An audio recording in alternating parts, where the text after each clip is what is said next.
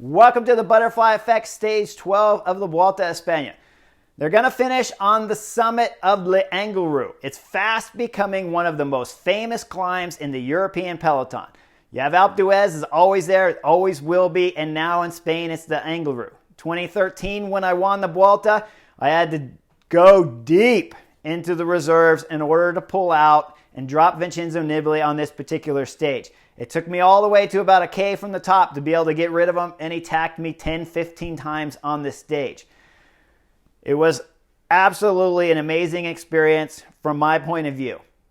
When you're on a climb like Le Angliru, because it is so steep, everything is moving in slow motion. Okay, we're only covering 100 meters and 200 meters at a time on a 20% climb. Things move very slowly. It's crazy in bike racing to experience a field sprint and then go into a normal mountain stage and then do a stage like the Angliru where it's just going in slow motion, it feels like. Every pedal stroke is a hard push and just absolutely making the legs hurt just to get through one pedal stroke. It's absolutely amazing experience to feel the bike racing move in such a slow motion. Now when the stage starts, big break gets away, Jumbo-Visma directly on the front, and UAE, Team Emirates, is trying to jump guys across left and right. Even when the Movistar team gets on the front with under 60K to go, you'll see UAE, Team Emirates trying to jump across. Now this is mind-boggling to me because once you see Movistar get on the front, you know what their MO are. You know what they're going to do is a big neon sign flashing that we're going to bring everything back together and we're going for the stage win. Now I've talked many times here on the Butterfly Effect that I'm not a big fan of the Movistar all-out tactic of just throwing in and trying to destroy the whole field unless you have the best climber. Now, Enric Mas is about 5th or 6th best climber in this race, but today he almost proved me wrong.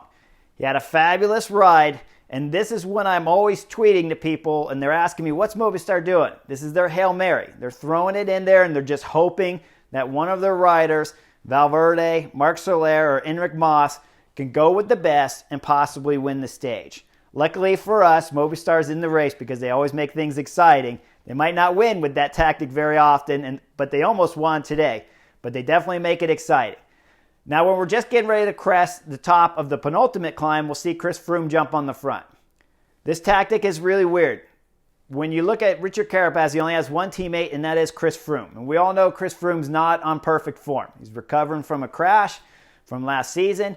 He's nowhere near the best in the race, and he's nowhere near his best. Otherwise, he might be winning this Vuelta. So when he gets on the front, I'm kind of confused with that particular tactic. You want to keep your teammates with you, especially when you only have one teammate left and you still got a descent before the Angliru starts. You want to have your teammate with you in case something happens. Okay, Chris Froome runs the front for a K or two, makes the pace a little bit harder. Jumbo-Visma finally take over. At the crucial point, they run down the descent and they start Le Angliru with the whole team on the front. 5, 6 guys. Robert Gessing does a great job. The Angliru really comes in two parts. The first is very steep. The second is wickedly very steep. Okay, I can't even stress what the second part looks like. The first is hard. The second is unbelievable. Has a little dip between the two, and that's what I use to separate the two parts of the climb. It's really about 12K long. The average steepness of this climb would be off the chart if you just took that 400 meters of descent that they have in the middle. It would go even further up with how difficult this climb is. When I won the Vuelta in 2013, the race really started on the second half of the climb. Today, Jumbo-Visma do a great job. Set tempo up the first part of the climb, go down a little descent. They continue, of course, with Jonas Vingegaard riding amazing. We really saw him yesterday's stage riding great at the front all the way up the climb. He's doing the same today on the Angliru, and he basically gets rid of everybody except for the GC favorites.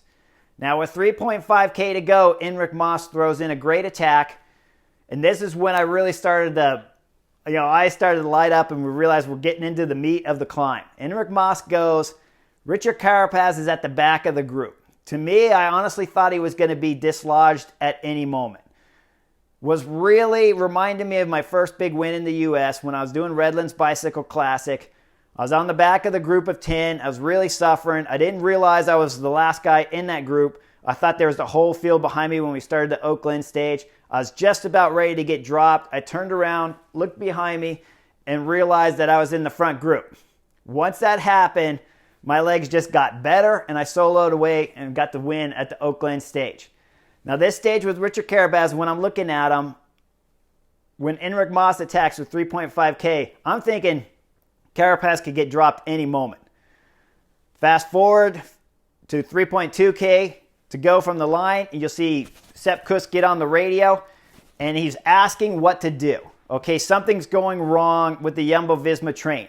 Normally, you would see Primož Roglič locked onto the wheel, Sepp Kuss, and Sepp Kuss just driving it. Now there's a gap between those two, and Sepp Kuss is not certain what to do at this moment. Does he close the gap to Enric Mas and try to win the stage? Does he drop back for his leader, Primož Roglič?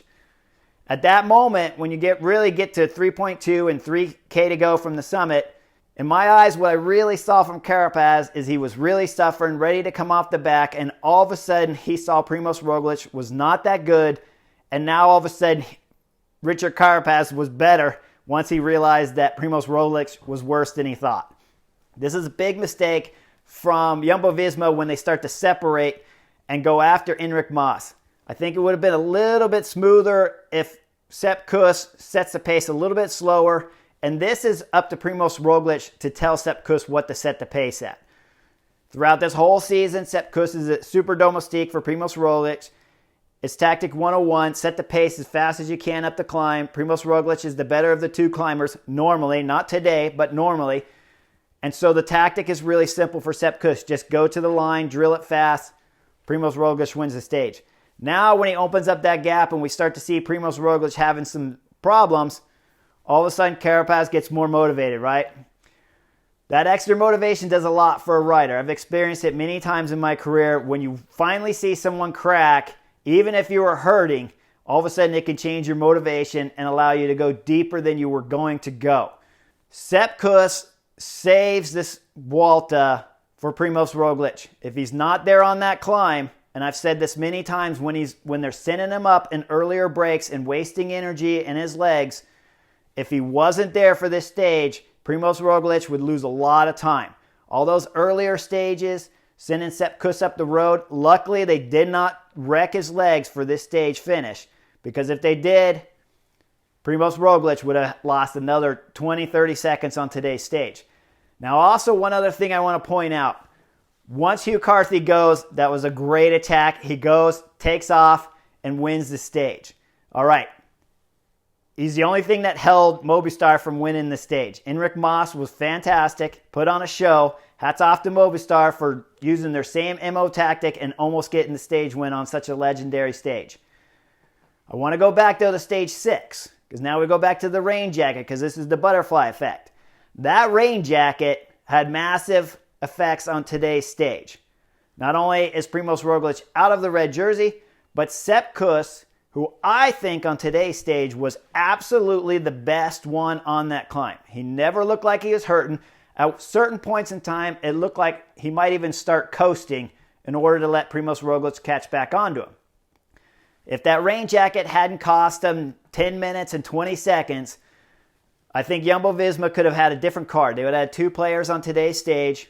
They could have sent Sepp Kuss up the road. He could have gained a minute on everyone. Okay, only my professional opinion, right? It's not fact. We don't know for sure if he could have dropped everyone. But Sepp Kuss looked absolutely amazing today. And I think he could have been in the red jersey had it not been for a rain jacket on stage 6. On the butterfly effect, I love to dissect the tactics, as you guys know. And that rain jacket is costing a lot of energy for Jumbo-Visma. Luckily for Primož Roglič, he's a great time trialist, so we'll see on Tuesday if he can get this time back and get himself back into the red jersey. But that rain jacket is costing energy all over the place. I'll talk about the jersey on tomorrow's rest day. I'll break down the whole race, from my view anyways, of how the stage went when we were on the Angliru and I was battling with Vincenzo Nibali, Alejandro Valverde, and Joaquim Rodriguez. So if you guys want something to watch, turn back in, like and subscribe to the channel, and I'll see you guys really soon on the Butterfly Effect.